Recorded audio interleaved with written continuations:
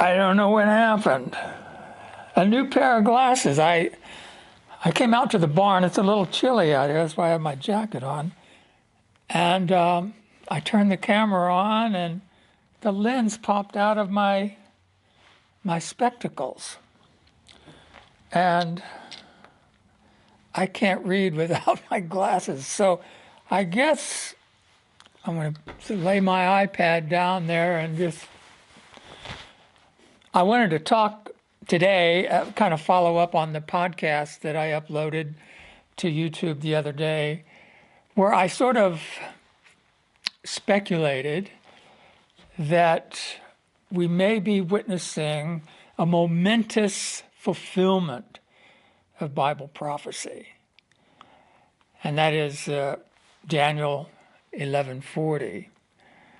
The king of the north and the king of the south, of course, have been antagonists from the time that the Grecian Empire splintered into four, and two of those competing kingdoms that came from the four became the king of the north and the south. Originally Syria and then Egypt. And then, of course, the Roman Empire swallowed up everything. And from that, the Catholic Empire, the Holy Roman Empire, ruled Europe for a very long time, many centuries. And there was no real nation state that emerged until probably the 1500s. And from that emerged the Anglo-Dutch Empire, which became the British Empire, and the American colonies had a little revolution and broke free from that. And that's really when the modern King of the South came into existence in America. Now, the Watchtower says that the Anglo-American duo are the King of the South. And this betrays a fundamental ignorance, really, about how the world works. And we have a hint, even in Bible prophecy, in the second chapter of Daniel, the immense image, of course, the head of gold, Babylon, and so forth, but the feet of iron and clay, the iron representing the empire, and the clay representing republic, ruled by the people, government by the people and for the people. And so that iron and clay is not sticking together. They're antagonistic. And it's these two incompatible systems that have been fused together in the Anglo-American duo.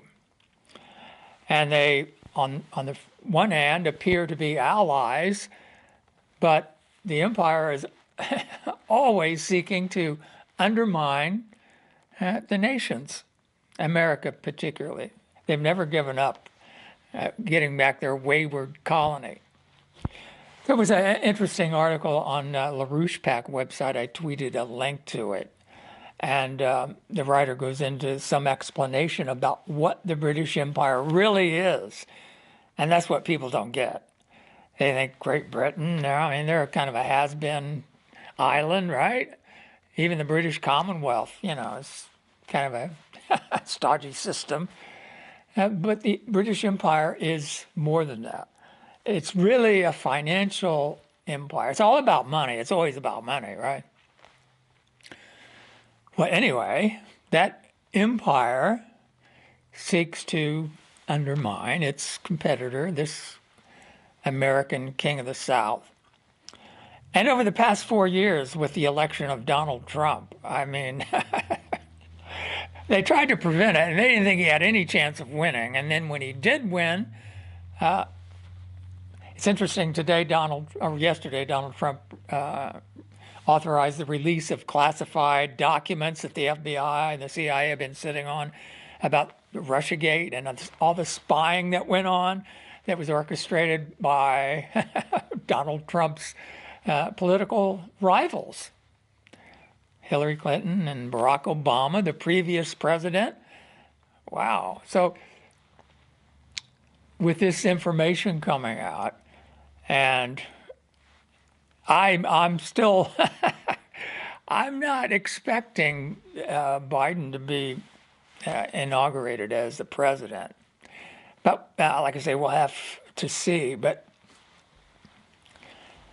in any case, this pushing appears that it's about ready to commence.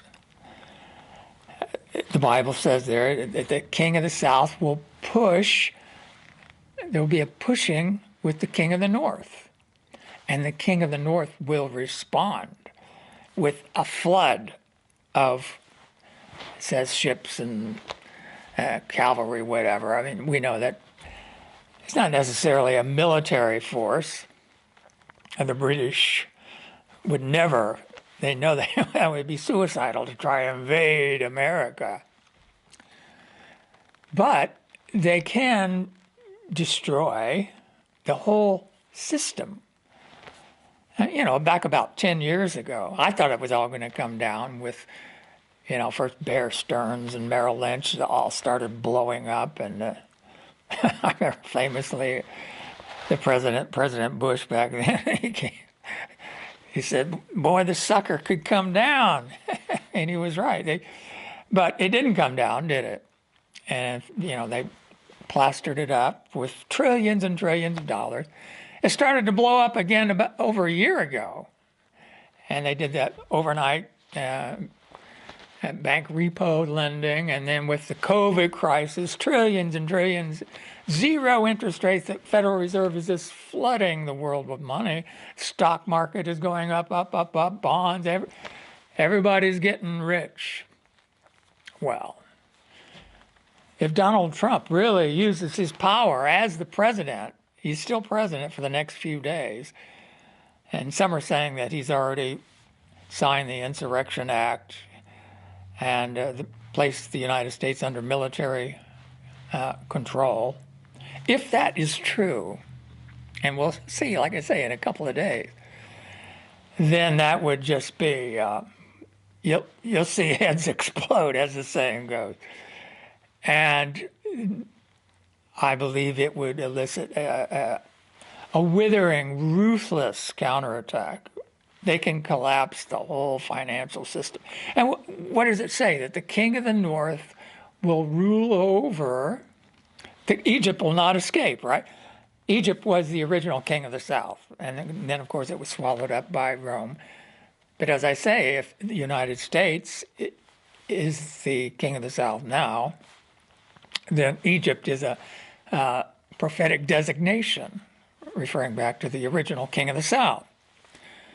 So it says Egypt will not escape. This is during the time of the end. And the king of the north will rule over the hidden treasures, the gold and silver and all of that. Well, think about it. The United States is what, was it $23 trillion in debt? To who?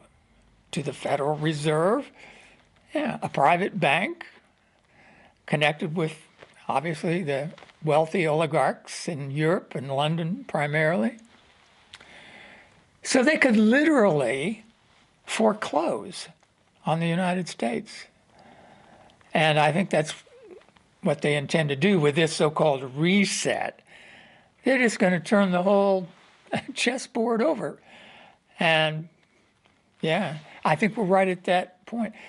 But it is interesting if the Watchtower has, I believe, served God's purpose. Christ has used it in a mighty way. It's taught millions of people the basic truth of who God is and who Jesus is and their relationship and what death is and what the kingdom is and what the future is for this earth, that God is not going to allow it to continually be ruled by the devil and wicked men. He's going to take control. Christ is going to take control, and that's what happens in the time of the end. Now, Jesus said that in the 13th chapter of Matthew, he gave an illustration that a man planted wheat in his field, and what men were sleeping, an enemy came and oversowed it in weeds. And his disciples were like, well, okay, yeah, what do you mean by that? And Jesus explained it.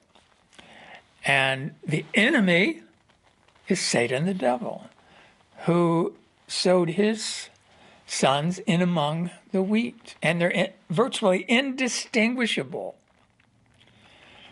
Well, the Watchtower says, well, yeah, the harvest took place back in 1918. Didn't you see it? The weeds were plucked out. That was Christendom. And the true sons were, well, wait a minute. The Bible students were already a separate and distinct sect. They had withdrawn from the churches. They were encouraged to write letters of resignation. So why would God need to remove the weeds if they were already, the sons of the kingdom were already set aside? It's a phony interpretation. And they have to put something out there, because even though Jehovah, Christ, has used this particular agency to train and equip people to preach the good news about the coming kingdom, God has also hidden certain things. And the prophecies are very clear on that. It's like what Jesus told his apostles. Are you restoring the kingdom at this time? It does not belong to you, Jesus said, to get knowledge of the times and seasons, which the Father has placed in his own jurisdiction. Well, Charles Taze Russell, no, we got to figure it out. We got this formula here. And, of course, the pyramids and inch years and all that, 1914. Yeah, it's kind of funny. Originally, the Watchtower said the time of the end began in 1799. I think that's when Napoleon marched into the Vatican and took the Pope off his little throne there. But of course, they revised that, and they revised a lot of things. The parousia originally began in 1874. The kingdom started ruling in 1878 or 79. And then around 1930, they consolidated everything to 1914. But the point is, and I was going to read a scripture to you in Isaiah 28, a passage, but I can't read now. But I guess I could hold my little monocle up, like, I just bought those things, man. Anyway, the 28th chapter says, woe to the drunkards of Ephraim. And if you read that, you might, well, that's old Israel, right? Well, no. If you read the whole prophecy, it's talking about the coming of Christ. And the 28th and 29th chapters are really, I think, key. Jehovah says that his prophets and visionaries are drunk with wine. And it's not talking about literal alcohol.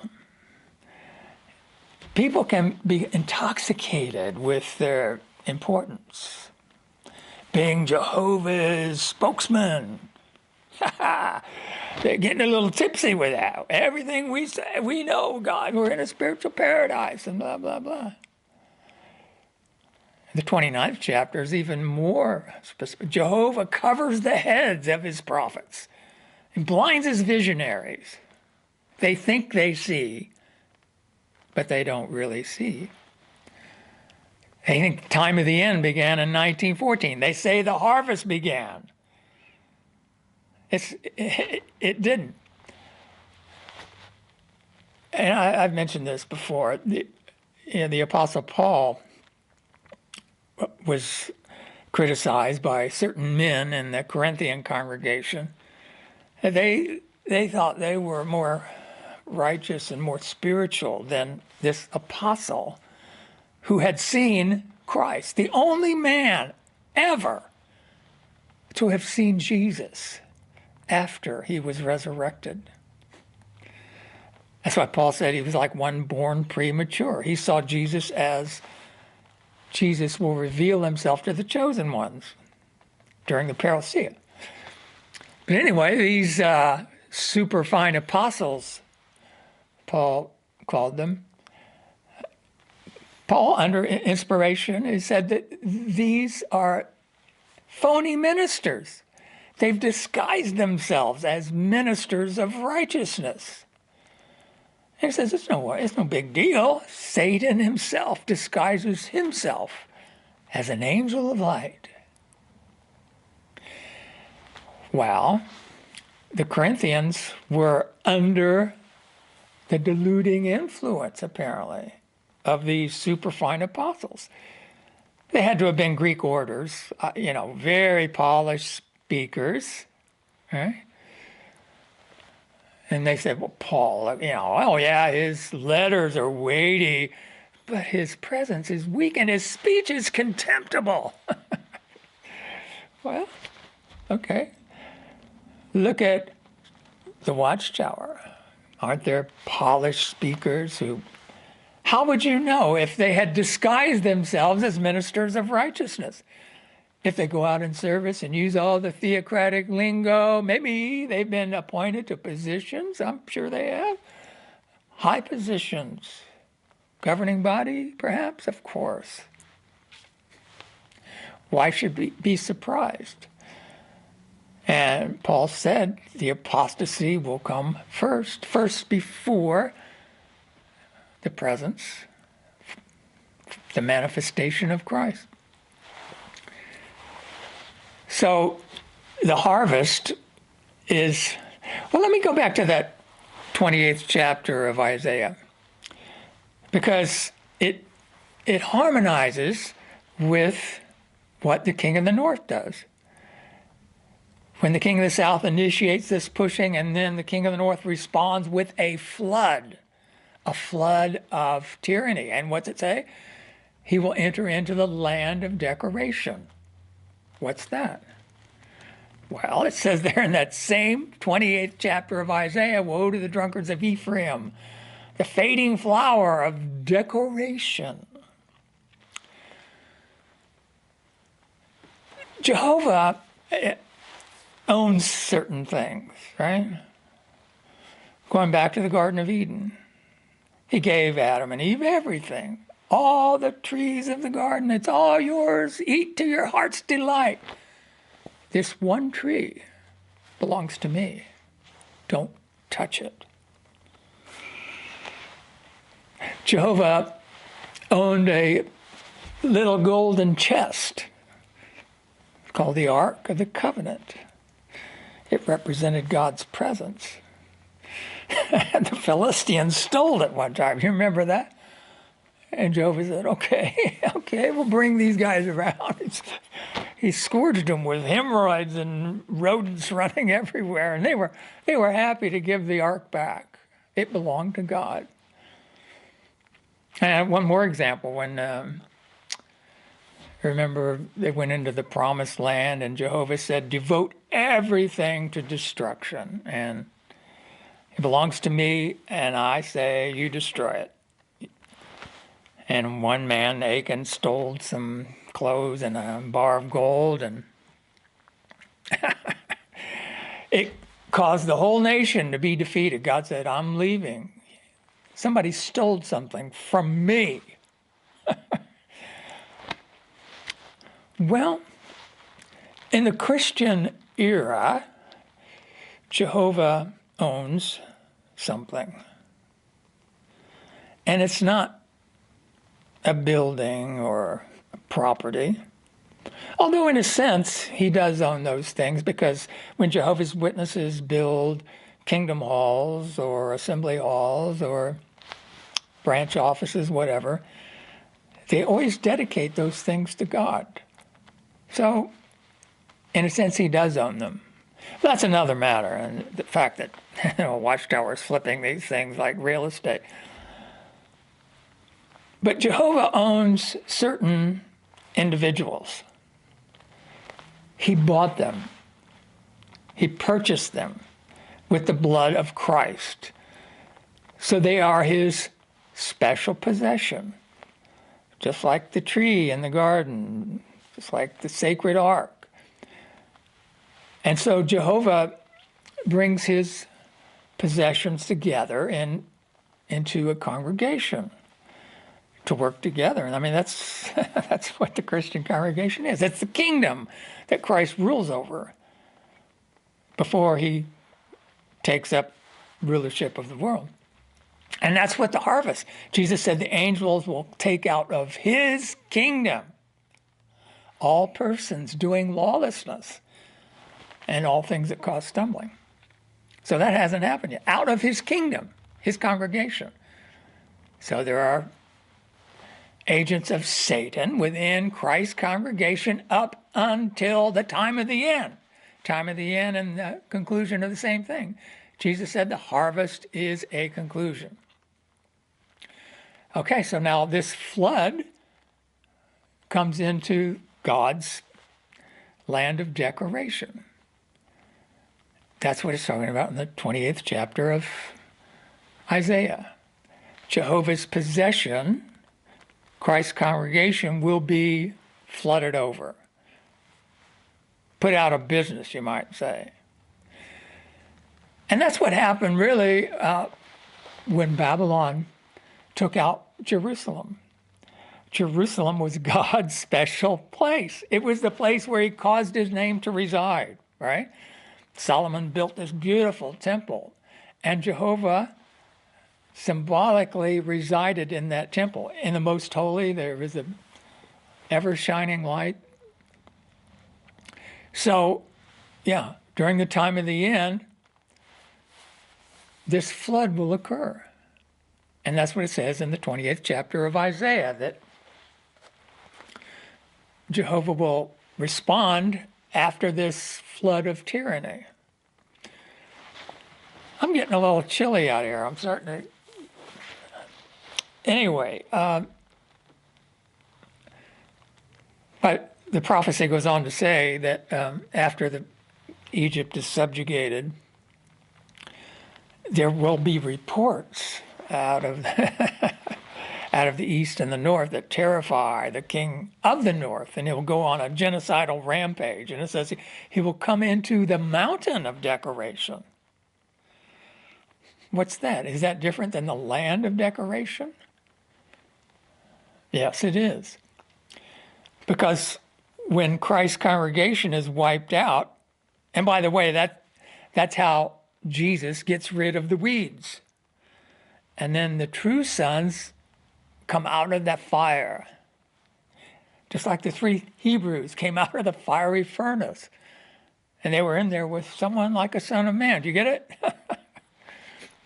So when Jesus reveals himself to the chosen, which was demonstrated in the fiery furnace, Son of Man, they were chatting, having a good time, and there's blazing inferno. So that when the sons of the kingdom are sealed and they give notice that they've seen Christ, then the king of the north comes after them to put them to death. And Jesus said, be faithful unto death. I'll give you the crown of life. So that's how it ends. This king of the north, after he does Egypt in, he becomes this 8th king and wars against Jehovah's anointed ones, who, when they are sealed, will be the brothers of Christ, the sons of God. And so the king of the north will kill the sons of God, just like the Roman king of the north killed Jesus and persecuted the disciples. Many, many were put to death. And that's what's coming. And so that will give Jehovah the justification to wipe out Satan's entire world. And I'm just like, wow, we could be in the time of the end, beginning like right now. We wouldn't know it. We'll see it if we see this big pushback, because the response will be undeniable. Huh? Okay, I'm going to go in and see if I can repair these goggles and get warmed up. Thanks for watching.